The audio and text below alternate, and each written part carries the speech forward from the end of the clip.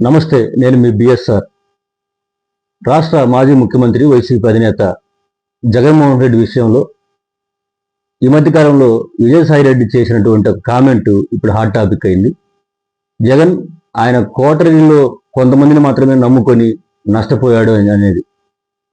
గతంలో జగన్మోహన్ రెడ్డి ముఖ్యమంత్రిగా ఉన్నప్పుడు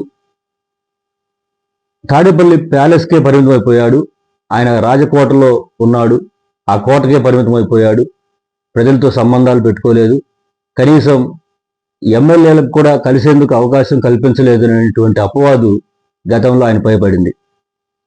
ఇప్పుడిప్పుడే జనంలోకి రావడానికి, ఎక్కువగా కార్యకర్తలను కలవటానికి, తన నాయకులతోటి సమావేశాలతో దగ్గరవుతూ గతంలో జరిగిన తప్పిదాల నుంచి బయటకు వస్తున్నటువంటి జగన్మోహన్ రెడ్డికి మరలా ఇప్పుడు విజయసాయిరెడ్డి చేసినటువంటి ఈ కామెంటు ప్రజల్లో ప్రస్తుతం చర్చనీయాంశమైంది. ఆ కోటరీలో ఎవరెవరు ఉన్నారు, ఆ కోటరీలో ఉన్న వాళ్ళు నిజంగా ఆయనను ప్రభావితం చేసి ఆ విధంగా వారి మాటలకే ఎక్కువ ప్రాధాన్యత వచ్చే విధంగా ఆయన అనుసరించాడా అని చర్చించుకుంటున్నారు. ఒకవైపు జగనేమో ఎవరి మాట వినడు, తను తీసుకున్న నిర్ణయమే ఫైనల్, ఎవరికి అవకాశం ఇవ్వడని చెప్పారని మొన్నటి వరకు మాట్లాడిన వీళ్ళంతా ఇప్పుడు మరి ఆ కోటరీలో కొంతమంది మాటలే విని నష్టపోయాడని చెప్తా ఉంటే వీటిలో ఏది నిజం?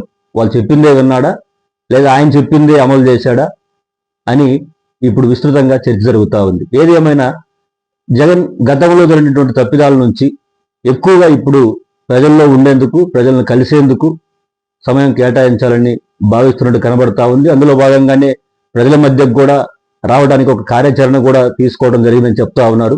అదే జరిగితే ఇదొక మంచి శుభ పరిణామం అని వైసీపీ శ్రేణులు భావిస్తా ఉన్నారు.